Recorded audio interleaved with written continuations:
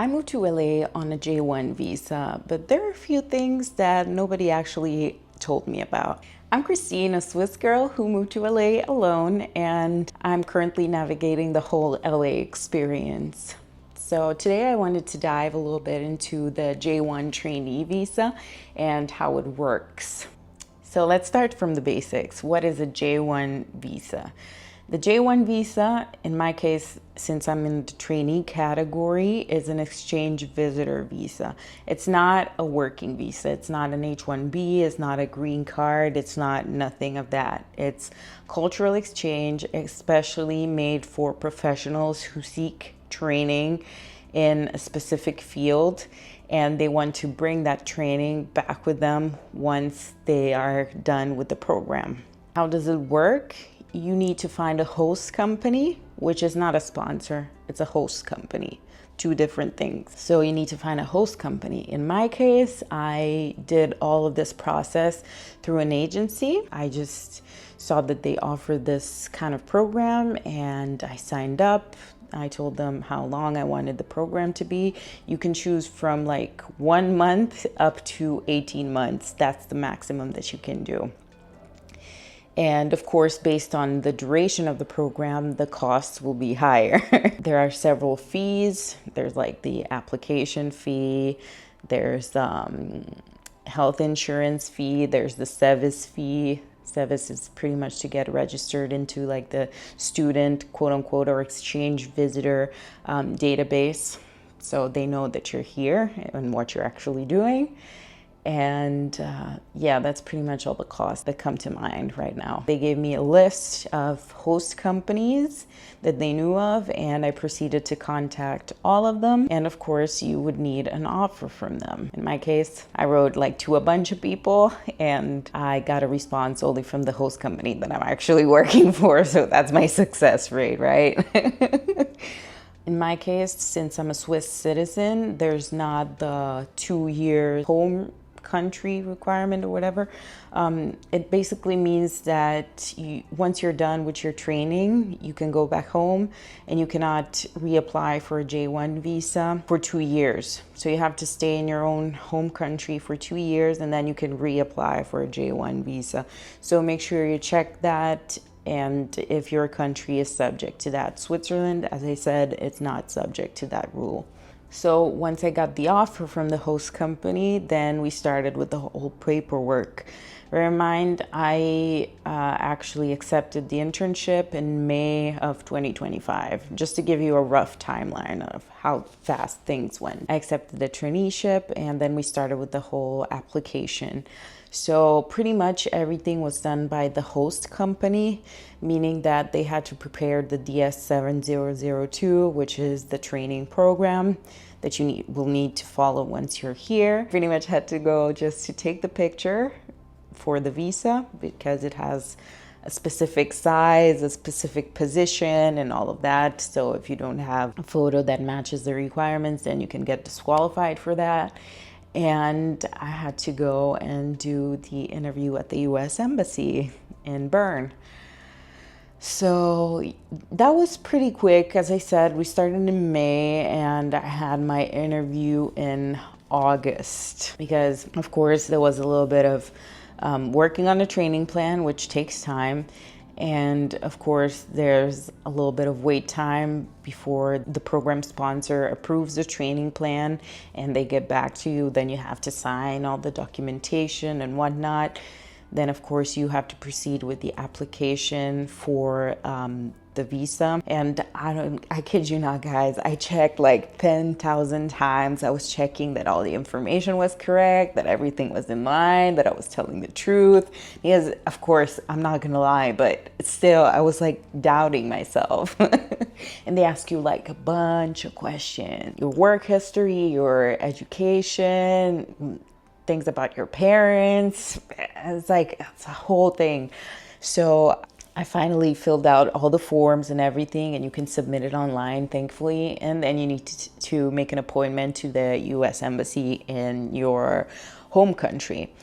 Okay, so I'm gonna tell you how my interview went. So bear in mind, I live in Ticino, so I had to take the train to go to the embassy, the US embassy, which is in Bern. We have the consulate in Zurich, but they don't do visa interviews, so I had to go to Bern. Take the train, and I get there a little bit early at the station. I had to leave my bag there because the US embassy does not allow you to bring any kind of backpack, purses, handbags, or the purses need to be like this big. Of course, you have all of your paperwork with you, so that's not going to be an option.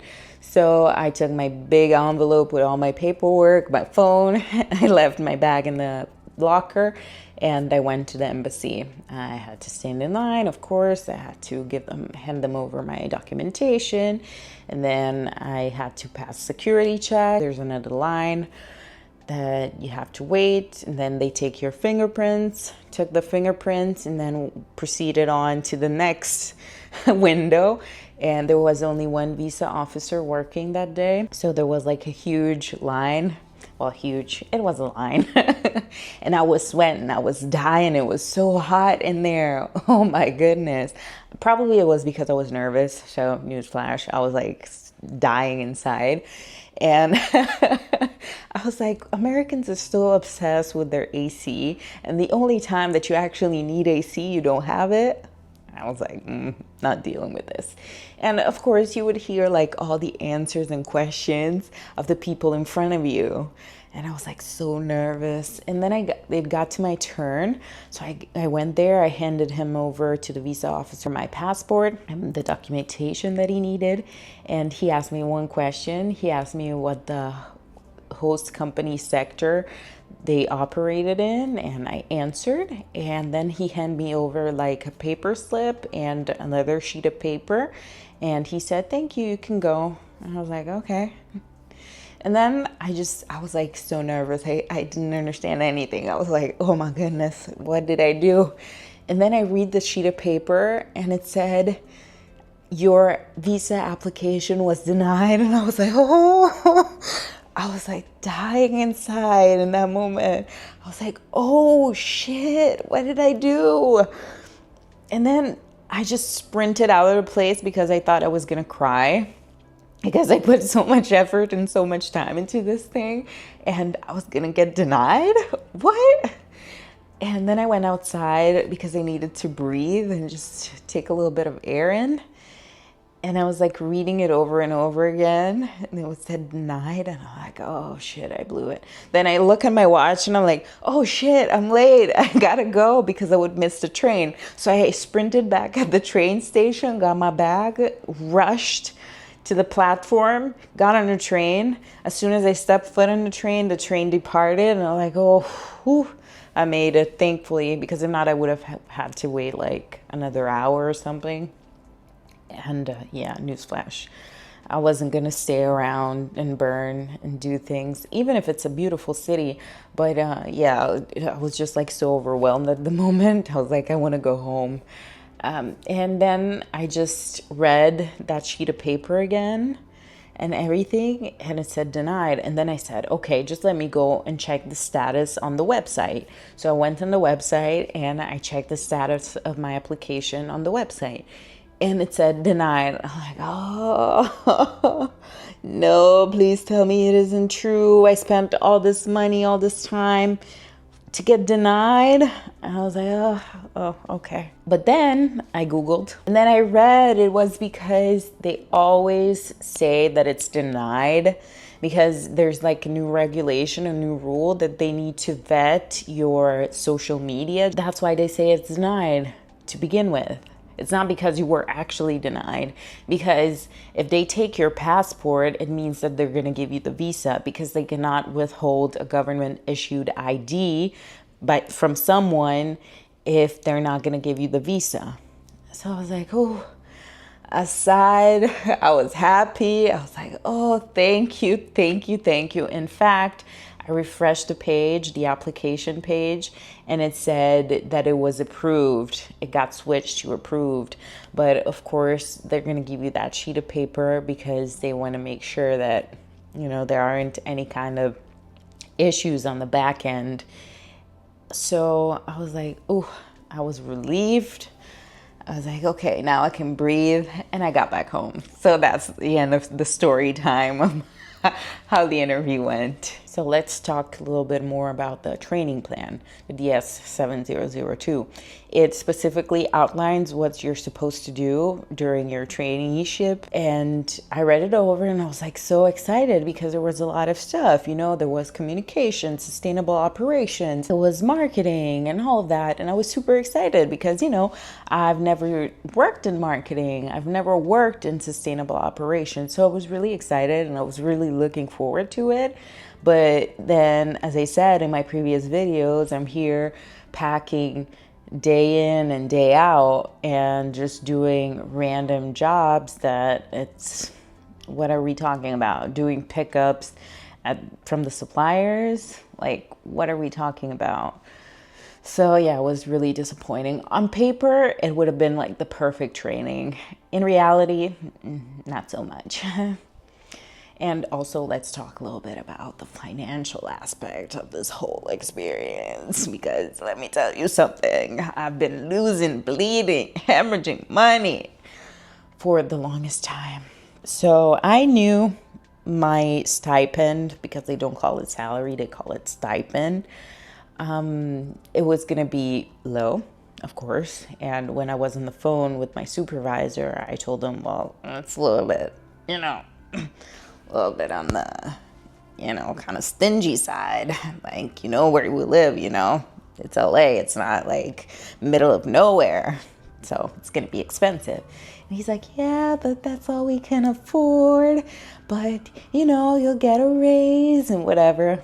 And I'm like, yeah, a raise was $200 of a raise, but it's better than nothing. Okay, because you don't know this, but initially it was $794 a month. So keep that in mind. Now I'm making a whopping $982 a month. So that's a jump right there. But in any case, the program cost was steep. Health insurance also. Rent here, as I said in my previous videos, is $2,000. So all my savings, I can kiss them goodbye, and I've been kissing them goodbye for a long time. So what I had to do also, in addition to my savings, I also had to take out a loan, of course, because who doesn't do that, right? It's very smart.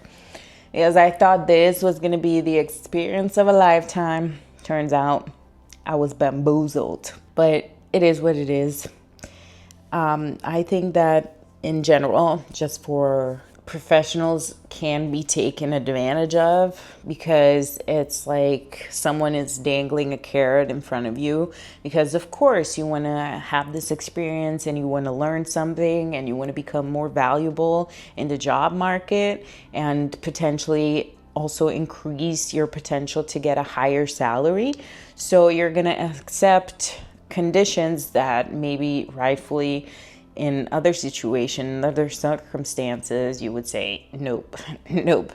But in this case, you know, it's kind of, as I said, a little bit of a double-edged sword, because there's your dream and your willingness to, at 32, go back and be a trainee, and the other side, it's like, yeah, but I do a lot of work, so I should be paid fairly. Oh, also what I forgot to talk about, I have no vacation days. So coming from my previous job where I had 6 weeks of vacation days plus bank holidays, which, newsflash, in Ticino, there are a lot of bank holidays, which I appreciate. I like that. Thank you. But coming from that to like no vacation days whatsoever, it's a shock. It's like, oh my goodness, that's a lot. Like, I've had like my last day off in January was New Year's. Yeah, that was my last day off. And what day are we today? It's May. And tomorrow is gonna be my very first day off since January. So let that sink in. And anyways, I'm as I said in my previous videos, my traineeship has been like not the greatest. It's a bit kind of disappointing because, as I said, I put so many expectations and I've invested so much money into this whole experience thinking that I would get, like a big return on my investment, and turns out it wasn't like that. But at the same time, I'm here, I'm in the States. I've been building my brand behind the scenes. I've been, kind of discovering a little bit who I am and the level of resilience I have. But this experience is really testing me. It really is. I would say that unfortunately, this is the toughest year of my life. And it's not even a whole year now, but it's been like very rough and tough on me, mentally especially, because I'm just so demotivated that I don't feel like doing anything at all.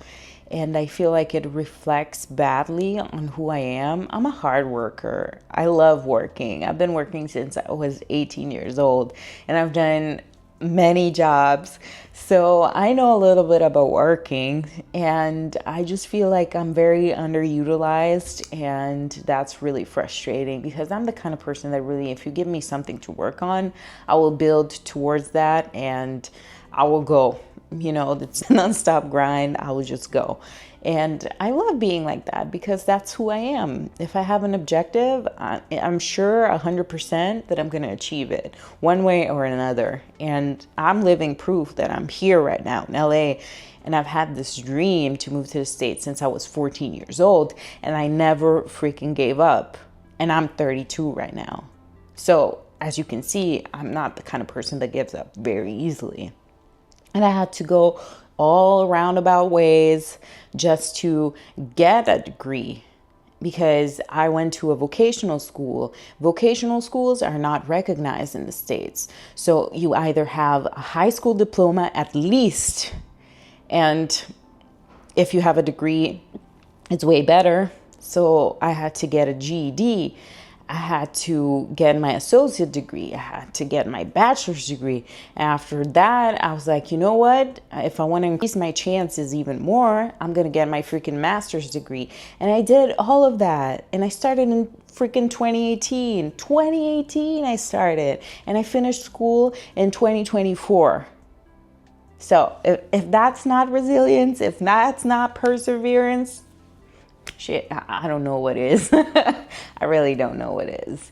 If you have this goal, if you have this objective to come to the States, just make sure that you are prepared for what's to come. And most importantly, the hardest part is determining the visa type that you're gonna need. So make sure that you do your own research, and if you need help and support, just reach out to an immigration attorney, because it's best to pay the fee to an immigration attorney, but making sure that you have everything that you need and that everything is perfect, and it will exponentially decrease the chances of you getting denied. So really just do your due diligence, and really I wish you all the best, and I hope that your experience will be better than mine.